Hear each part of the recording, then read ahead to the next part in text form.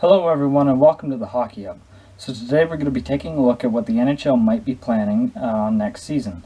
So obviously with COVID and everything, next season is in question on whether or not it's going to be able to be played, whether or not fans are going to be able to attend, and how many games it's going to be. There's also the possibility of a Canadian division, which I talked about in another video that I'll link below. But starting off, now, the latest rumor has been that there will be a 60-game regular season. I feel like 60 is a fair number for this. Obviously, 48 is a bit low. That would be the same as the lockout-shortened season back in 2013. And I know some hockey fans are okay with 48 games, but I personally have been starved of hockey lately, so I would like to see the more games the better. But I realize that 82 games is an unrealistic expectation. There was talk about 70 for a while, but it looks like 60 is the target that the NHL is aiming for. Now, this would take place over a 4.5 month period span. So we'd be looking at January through maybe the playoffs starting around May. I feel like this is a realistic schedule for the NHL to work with, but they need to get this plan going along fast. And there is some rumors about some things we might see. The Canadian division is all but a guarantee. We already know that. And then there's other things about whether or not there's going to be rapid tests in buildings, like if we can have fans in buildings. But it's looking like the NHL does want all 31 teams to play in their home arenas. And this is probably a good thing since the players weren't exactly happy with the hub city idea from the return to play, but they dealt with it because they knew they had to finish the season and everything and get a Stanley Cup winner awarded. But players are definitely not fond of the idea of having another bubble situation. I know there was rumors about there being like a modified bubble, like 4 different hub cities, and that teams would play for a week then take a week off.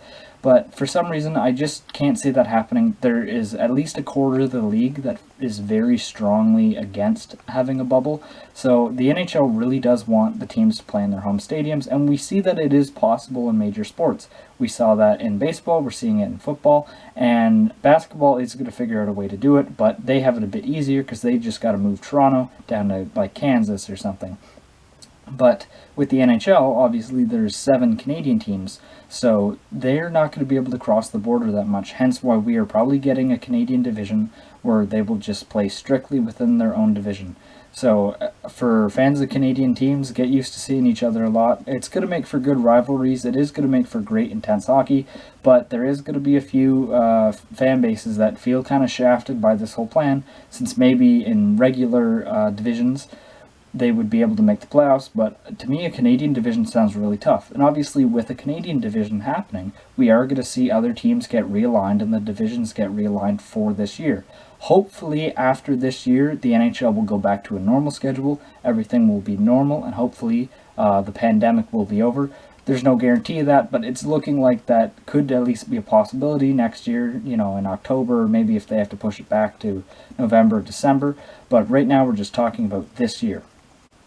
Another thing that we saw came out recently is that the players are being asked to take another pay cut. Now, I do believe they already took a 10% pay cut, but now they're being asked to take 13%. This is both good and bad. I don't know if players are going to be agreeing to this idea. Like, some might say, yeah, we already make a lot of money. Players like McDavid that get paid millions a year, but there's some players that don't have that much money, that they really do rely on these contracts and got to get every penny out of it and manage their money well. So to constantly be asked to, keep taking pay cuts probably isn't sitting well with some of the players. It does mean that they're trying to figure out the financials for this, that a plan is coming along if they're starting to ask things of the players and the PA and the people.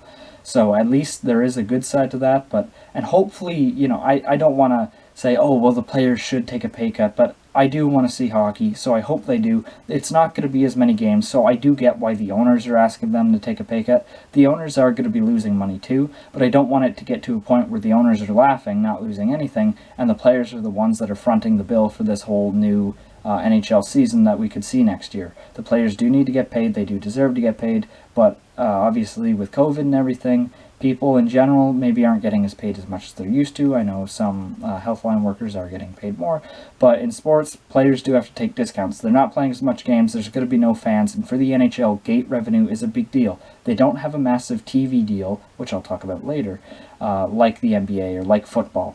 But as far as I think why the NHL really has to play this year, they need to get a plan figured out, is because of their TV deal with the US. It expires after this year, and there's multiple markets that before COVID were interested in buying rights to the NHL.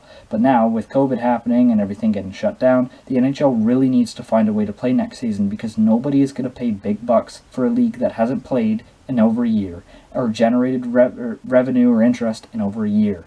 So the NHL needs to play, so they didn't have that, year-long layoff to bring in viewers, and even if they get those TV ratings, then they can sign that TV deal with somebody like ESPN.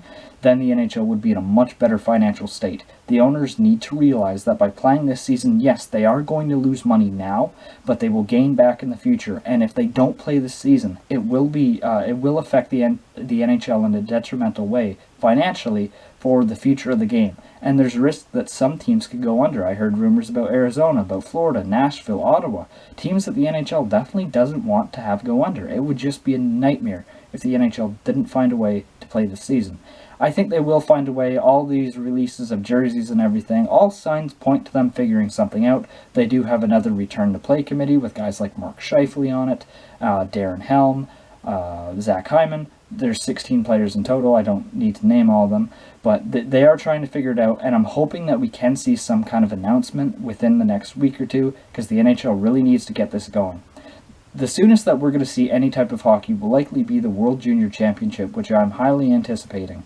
I'm obviously from Canada, and Canada's roster is looking really good this year with the likes of Kirby Dach and other great players. So I will be covering the World Junior Tournament a bit. Obviously, I'm not going to be getting into every single game, but I will go over the entirety of the tournament and preview that and get that set up closer to the actual start date. Right now, they're just in training camps, selection camps, and it is exciting to see players practicing. They are going to be playing in Edmonton. They are going to be doing a bubble situation. So I'm excited for World Juniors, and you guys let me know if you're excited for the World Juniors down in the comments below. But that does it for today's video. I thank you guys for watching till the end. If you could leave a like, comment, subscribe, that would be appreciated, and I will see you guys later. Bye for now.